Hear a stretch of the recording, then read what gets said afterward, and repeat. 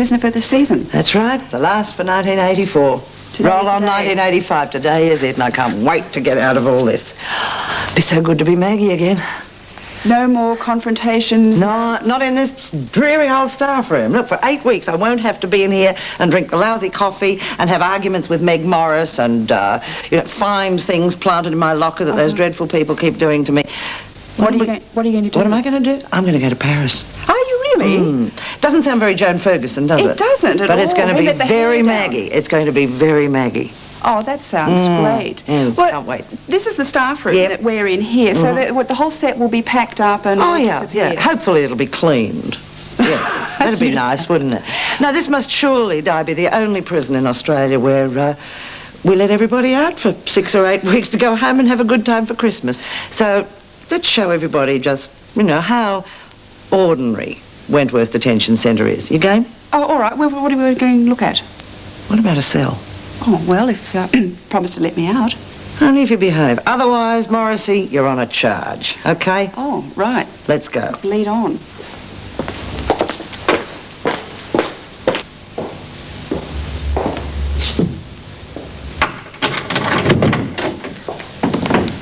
There you are.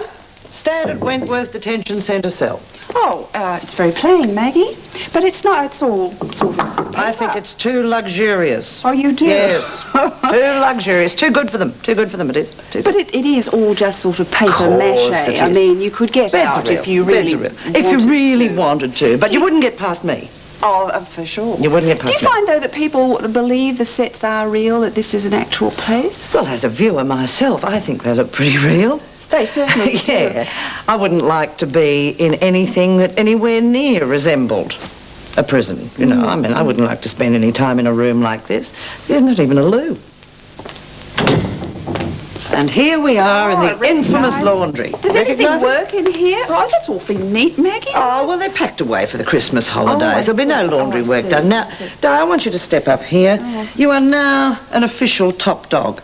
Oh, really? You see, this is where the top dog stands. Top dog operates the press. Because Ferguson never gets to do any of this. I mean, being a good girl like me. Oh, you get to play now. Yeah, I mean, people like B. Smith and Myra Desmond and Reb Keane, the really heavy ones, they get to operate the press, and this is where they stand. And we have a little bit of washing done over there, a bit of drying, a bit of sewing. Sometimes people's fingers get caught in that sewing machine. People have been known to get caught in the dryer. They've hidden in there from people like myself and died in there. The washing machine has overflowed from time to time, and dear old Judy Brown's pacemaker can't bear to be near that dryer. It's full of memories in here. Oh, really, fond memories. Yes. Yes. I like to walk through this room. I really like to walk through this laundry and see the cleanliness and the efficiency that goes on in here. And I never know the plots that they're hatching. It's funny, isn't it? Oh, these corridors go on forever. That's right. I think if ever we changed the name of this show, we could always call it Corridors. Everything happens in the corridors. Bashings, wheeling, dealing, and lots of musters, people lined up against the wall and milling throngs and all that, yeah. Is it always this exciting around the halls, Maggie? Di, this is the most exciting place in Melbourne. Oh, I can believe it. Oh, look, we're back in this funny little cell again. Here we are again. Listen, Maggie, I've loved the tour. It has really been terrific. But I'd like to talk to you, Maggie, the person, without all this sort of... I get intimidated by uniforms. You're supposed to. I see. I'll meet you in the makeup room in a couple of minutes, okay? Okay. All right. Don't get lost now. I'll try not. I might be in a series next year. Oh, you be careful now.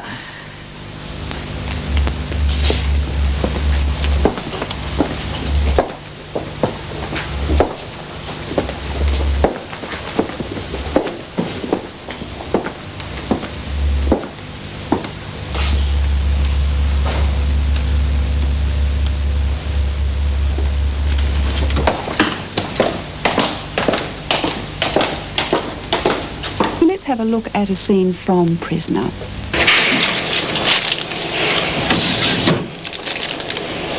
You surprise me, Warren, you really do.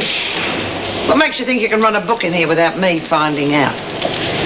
Not me, Miss Ferguson. Oh, really? And how did you pay Proctor for the goods he smuggled in? And don't try to tell me he didn't. I don't care what you do to me. Please don't put Ray in. Oh, Warren, I don't lag on people, especially if they can be of some use to me. As far as I'm concerned, you are Wentworth's bookie. In fact, I've got your first tip of the day for you. Kelly was picked up in Adelaide this afternoon. Why don't you run book on that? Oh, I couldn't do that. I wouldn't be honest. I don't need money that much. Oh, yes, you do, Warren, because you've got overheads. Me. How much? 50% of the take, not the profit. The take? I can't afford... Oh, yes, you can, Warren. Otherwise, your friend, Ray, is going to be in a whole lot of trouble. Understand? Well, Maggie, is this the real you? This is the very casual me. This is me going home from work. I have to ask you, are there any similarities between that woman and the real Maggie? I'd hate to think there were. Yeah, I'd just hate to think there were. Not bossy boots.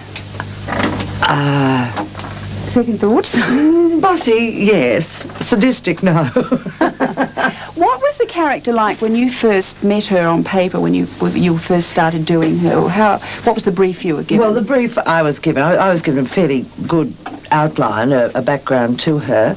But when you see a character presented to you on paper that says, in essence, that she is a sadistic, corrupt, bull-dyke prison officer, and you think, my mother's going to hate this.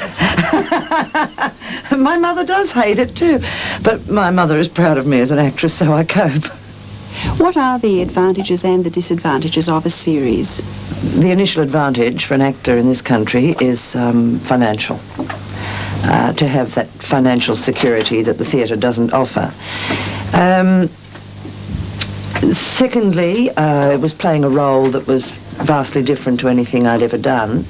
It seems like a long time now, but it's been a case of, well, first it was for 13 weeks, then it was another 13 weeks. So it wasn't as if somebody said to me 3 years ago, will you do this television series for 3 years? It's just a case of going along with it. Is there life after Prisoner, and what are you looking forward to doing? Do you think about the theatre?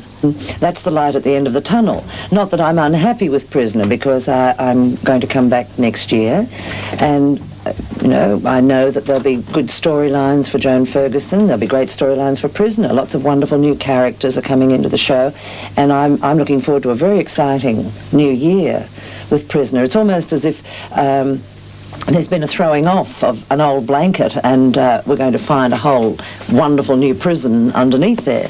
I think it's going to be very exciting for us and for the viewers. But I still think about the theatre.